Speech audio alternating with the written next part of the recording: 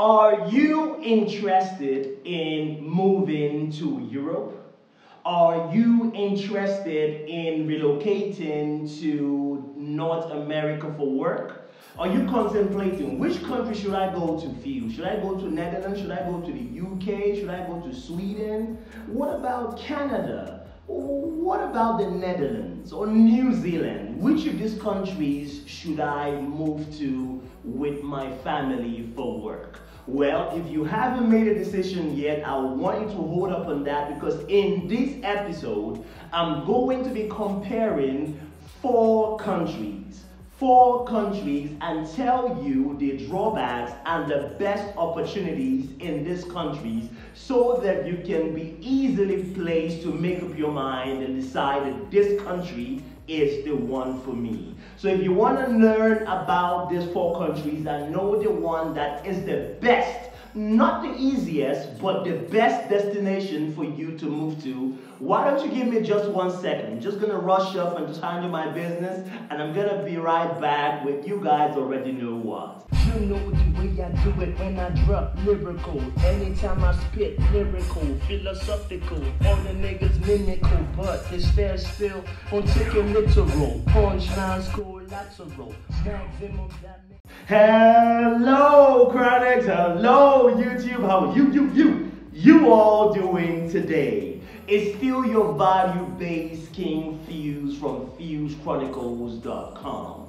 Now in this episode, I'm going to be comparing four major countries, some in Europe and some in North America, and we're going to find out the drawbacks in these countries, why they're not good enough for you to relocate to, and why some of them are the best destinations for you to relocate to. And at the end of the video, I'm going to tell you my opinion and the one out of these four that is best for you to move to. So why don't you stick around to the very end, and I'm going to guarantee that it's going to be an entertaining episode and an informative one at that as well. Now the countries we're going to be comparing are the Netherlands, the United Kingdom, New Zealand, and Canada. So these are the countries we're going to be comparing. I wish there could be more, because there are other countries out there like Norway, like Sweden, even Portugal, that have awesome packages for people who are looking to relocate with their families for work.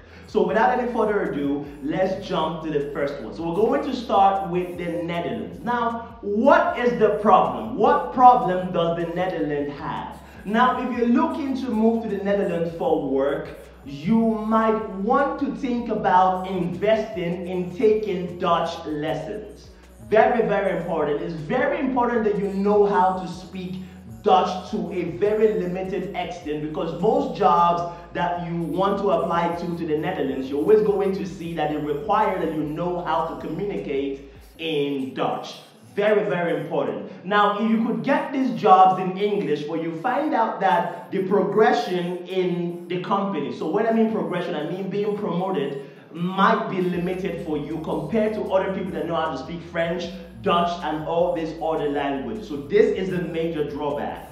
Now, due to the mass immigration into Europe, and particularly Netherlands, or what they used to know before as Holland, is experiencing a massive housing deficit. Now, what this means is most people who are moving to the Netherlands are finding out the hard way that it's taking them longer than usual to hold down accommodations. That's because the amount of houses in the Netherlands is not even enough for the locals, talk less of people who are moving from other countries to the Netherlands. This is a big problem, because we all know there are three things that are essential for life in any country. We're talking about food, clothing, and shelter. So if you can't get shelter, then what's the point? It's useless. So you guys need to bear this in mind. Now, what about the beautiful things? What about the benefit? Now, the Netherlands pays more than most countries by way of minimum wages per month. I think for the Netherlands it's 2,300 euros for the Netherlands. That's higher than most countries. That's the minimum wage. It's very, very, very good, okay? And the Netherlands is a very beautiful country. I know most people complain about racism in some parts of the Netherlands, but it's not as major as other parts of Europe. So there you have it, guys. You already know that I told you that language is a drawback and housing is a drawback. One of the benefits of moving to the Netherlands is the minimum wages is high compared to other countries. So you can make your decision now whether you want to go to the Netherlands or not. The next country I'm going to be telling you guys about is New Zealand. Now, New Zealand, among most of the countries in Europe, New Zealand is one of the easiest to immigrate to because they even have a package where you can boycott a visa. If you're from eligible countries, you don't even need to apply for visas. You could move to this country and apply for work while already in the country. However, when people who are in the healthcare line and can easily get healthcare assistant positions in countries in the United Kingdom do not need to be qualified before they apply for these positions in the UK.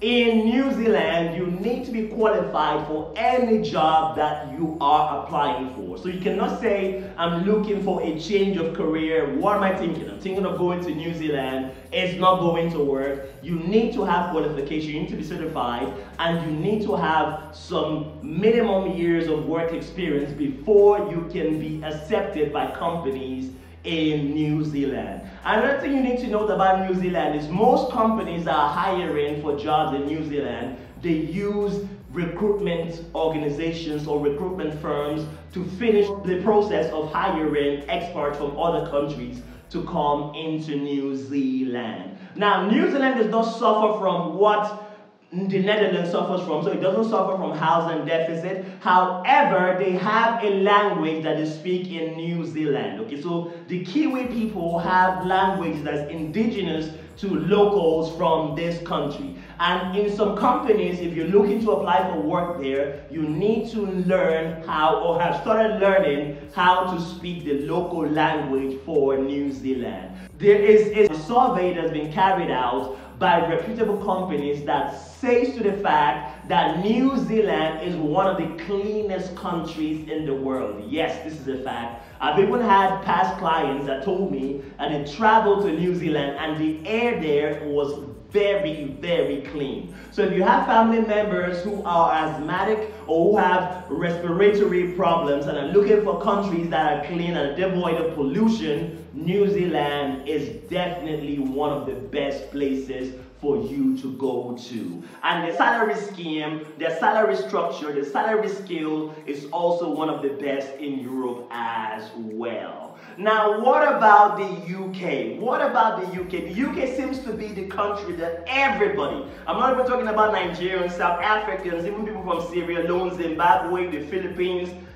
The UK is that part of the world where most people are going to. Now, the UK, if you ask me, is one of the worst destinations that you can plan or plot to go to. Why? Where are we going to start from? Where are we starting from? Let's start from taxation. The UK, the tax scheme in the UK is criminal. Now, please, let me draw you guys back before I continue with the UK. Also, the taxation in the Netherlands is also criminal as well, okay? You need to bear that, you need to pay some attention to that as well. Now, for the UK, the taxation is insane. They tax you for everything in the UK. You need to pay your healthcare surcharge fee in advance. And this is £625 annually. And if you're relocating with your family, you need to do this per person. So if you have 4 children, a wife and yourself, you need to pay the healthcare surcharge for yourself, for your wife, for each of your children. You need to pay this, and you need to pay this every year.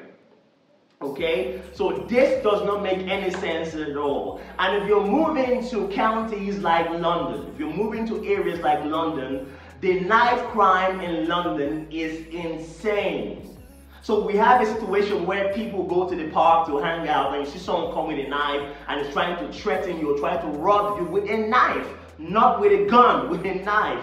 So you need to bear this in mind. And you also need to bear in mind that some cosmopolitan cities in the UK, like Glasgow, like London, like Manchester, like Liverpool, are very, very expensive. They're very, very expensive. And if you're relocating to the UK with your children, and your children are below the age of 18, then either you or your wife would have to stay with your kids, because you cannot leave your kids to stay by themselves. So you could say maybe, oh, my son is 14 years old and he's independent. He can look after his sister. He can prepare lunch, dinner, breakfast, whatever for his siblings.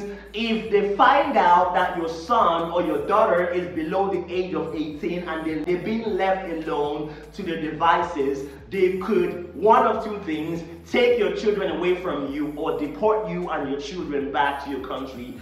This is a big deal. So you need to think about house help, a nanny, or a housemaid if you are moving to the UK. Now, what are the benefits of the UK? Now, the UK is a work-based society. So if you're looking or you're traveling just for work, the UK is your best destination. Literally, your best destination. You're always going to get jobs in the UK. Whether you want to work in a factory, whether you want to work in the hospitality sector, whether you want to work as a teacher, and if you want to learn how to move to the UK as a teacher, I'm going to leave a link up there. You can follow that. I talk in depth about this and showed you how to go about this. Whether you want to work remotely, there is so much work opportunities for people who are looking to move to the UK as professionals.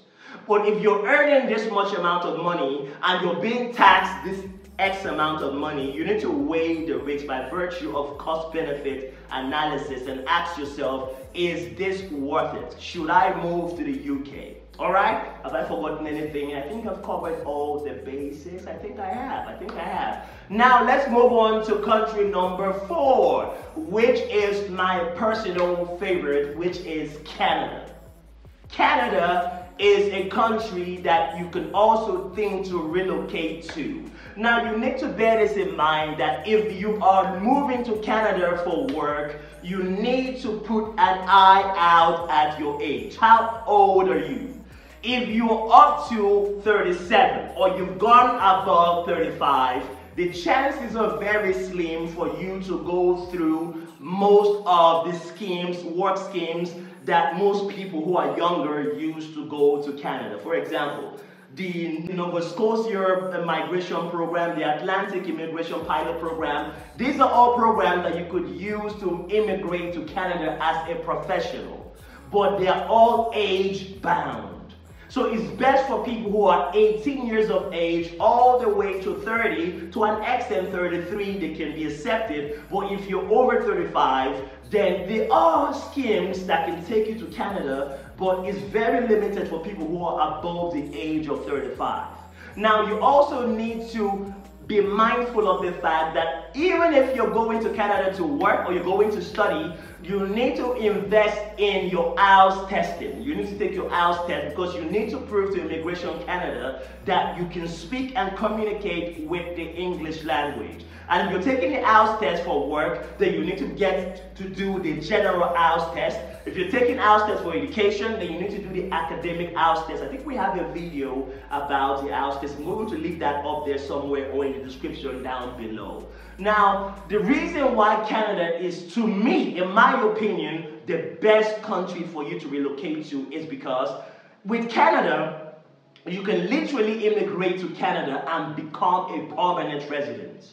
If you go through the express entry scheme, you can get this done. You're going to get to Canada and you're going to be a permanent resident.